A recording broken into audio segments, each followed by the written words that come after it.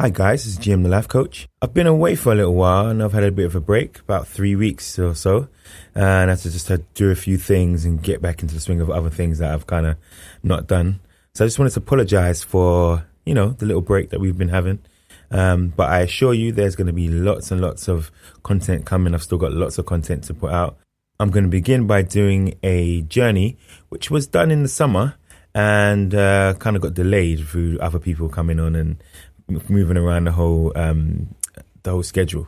So I will be putting this one up today, and there will be also another one in the week. The poetry section is still ongoing as well. So if you have who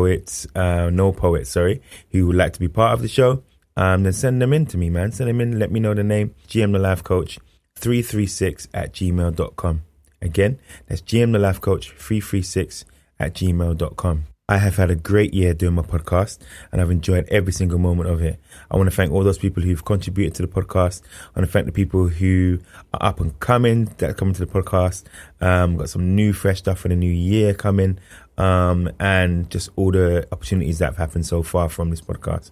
So I want to thank everybody for that. I also do life coaching. So if you need someone to talk to or just would like to share a problem, then you can email me at gmthelifecoach336@gmail.com. That's gmthelifecoach336@gmail.com. Just email in and we'll take it from there, okay?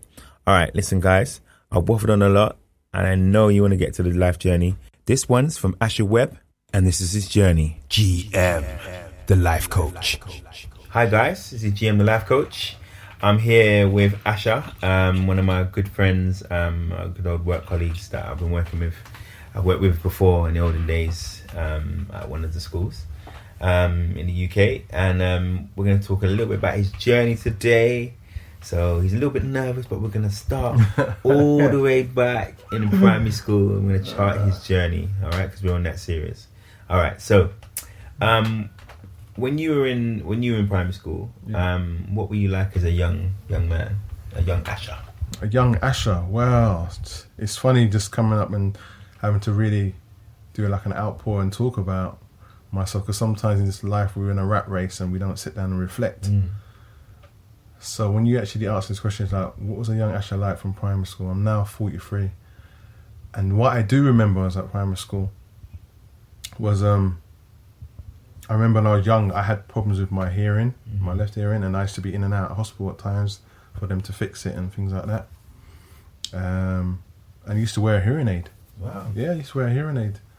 That's difficult. Yeah, so, obviously not many people know that, but so... but it wasn't to the point where I had to do sign language or anything like that, but, I had problems with my hearing and thankfully, that's why I had a bit of an aversion going into hospitals and stuff like that to a certain extent. Yeah. Because I remember having the anaesthetic put over my nose, you know what I mean, and struggling and hating it. Next minute you knock out and whatever. But I think it was a smell. I think back then you had like a type of smell. I think now it doesn't really smell anything like that. And so primary school is like, to a certain extent, I was probably playing a little bit of catch up. Yeah. But I was able to. But I always remember I was very good at. I was very good all round, very sporty, but I was very good at drawing, and I think that's something I picked up from my dad. But I also remember fighting a lot as well at school. What? Yeah, like you're trying to set your ground, and I don't know. It's about finding your place within, within the playground, so to speak. Yeah, the hierarchy. Yeah, but not like I was, a bad person you want to fight, but I think. When you're young, kids like that, people want to try and push your boundaries. I think I was a bit more quiet. I was a bit of a quieter person, but quiet, but with an inner strength, so to speak. But it wasn't like quiet as in like shy, so to speak. It probably to a certain extent there was that element. Yeah. You're not comfortable in a certain situation where you don't know the people or so forth. But I had that inner kind of strength within. Like I knew myself. So if someone would try to tell me to do this, I'm like, no, I ain't doing that. You had that. Yeah. So I had that about me. So I think, I held my own, so to speak. But yeah, I think that was me at primary school. Yeah. Who do you, when you were younger? Because I know you got brothers, right? Yeah, I got a younger brother. Yeah. You and your younger brother close? Yeah, and we are. And I think we still are. Yeah. Me and my brother was very close. You know what I mean? We used to share a bedroom together, bunk bed, etc. I sleep at top, he sleeps at the bottom, and so forth. You know what I mean? But what was the age difference? there's probably like, I'm 43, so he's probably like 40. So it's about 3 years difference. Yeah, about three years difference. So did he copy what you did? If anything, my brother probably was a bit more outgoing than me. Right. I was probably a bit more quiet, a bit more aware of what my mum would do, or if I did that, you know, she's going to tell us off so sweet. But he was more outgoing. He would do that daring thing. He would, he wouldn't be worried about the consequences and so forth. You know, you could say I had a bit more cojones, so to speak. You know, whereas I was the one that was probably a bit of a goody two shoes to a certain extent. You know. Wow, yeah, I'm telling you, serious. But he'd be the one that go to primary school, I don't know, with £1 and come back with £20. He's one of them like kind of hustler. He was always, you know, I mean, I'd be going to give me some money, man. But that's how it was at high school. But when I look back on it, I enjoyed it. You know what I mean? I can think back in and, you know, smile, play a lot of football and stuff in school, but always, you know, did my best in all the other subjects and things like that. You know, like you? Yeah, pretty much. I think I didn't have any dislike to the teachers because I wasn't troublesome. I wasn't, you know, misbehaving in class and so forth. Do you know what I mean? So, you know, my experience in school was quite, you know, it was quite cool. So, who were your main, people of authority at home? My main authority at home would be one person, and that would be my mum.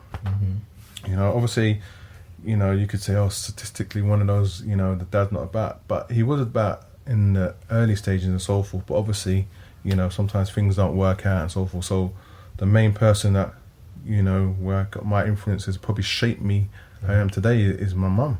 And I have a lot of admiration for her, you know, down to just the simplest things like cooking, washing your clothes, ironing, sewing.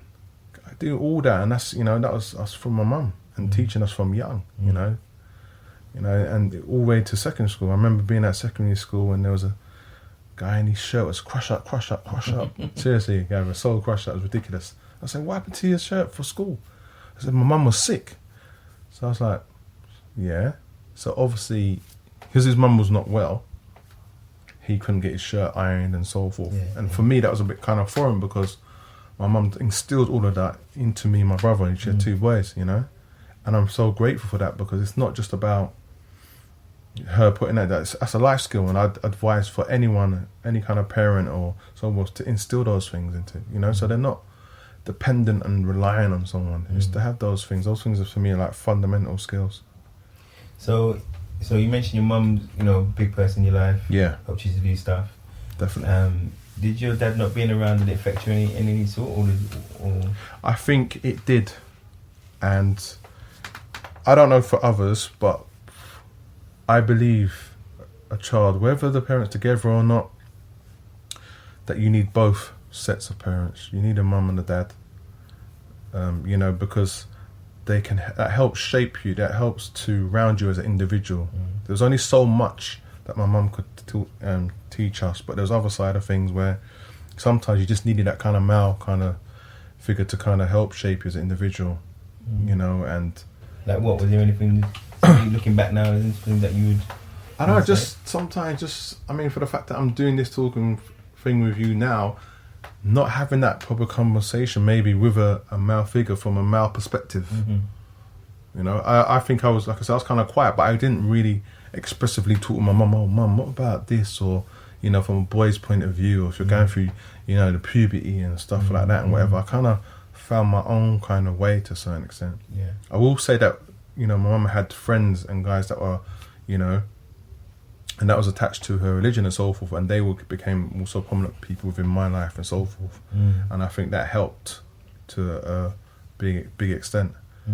But I feel that, you know, not having that fatherly kind of figure and getting those fatherly kind of attributes from a male perspective, it does impact you in a way sometimes subconsciously you don't realise. Yeah, especially when you get older.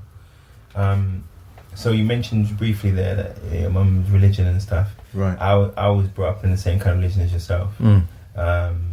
you want to let the listeners know what religion was? Yeah, so we was brought up as Jehovah's Witness. My mum's still Jehovah's Witness right to this day. So me and my brother was brought up as that.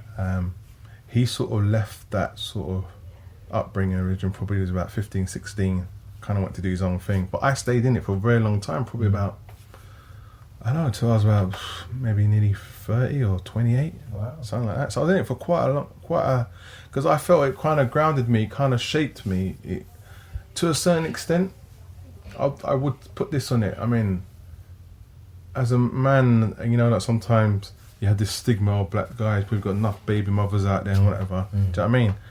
Which is not the case. I think it's down to individuals, but, you know, I think for me, it was a protective type of upbringing where it made me look at things a bit better, look at women a bit differently and so forth, and not to have, you know, different baby mothers and so forth. That's why I don't have kids as yet, you know what I mean? Yeah, I'm, you know, definitely want kids now, but my aim is, because of how I was brought up without that fatherly figure, it's either, sometimes you can either go one way or the other, which is to be like that person, or be like that father who's got kids all over the place, or you can be the opposite. And he said, I don't want that because I want to be there for the child that I have. And I think that's what me and my brother did do, to be honest with you. Especially both being males, we didn't have like kids all over the place and so forth. So that's what I'm talking about, the shaping. Excellent. So let's move on to secondary school then. Yeah. Right. Got the grounding. Got the, you know, the aspects of different things where, you know, start battling with your hearing and so forth. Yeah. Secondary school now. Does life get easier for Asha Webb? What's life like?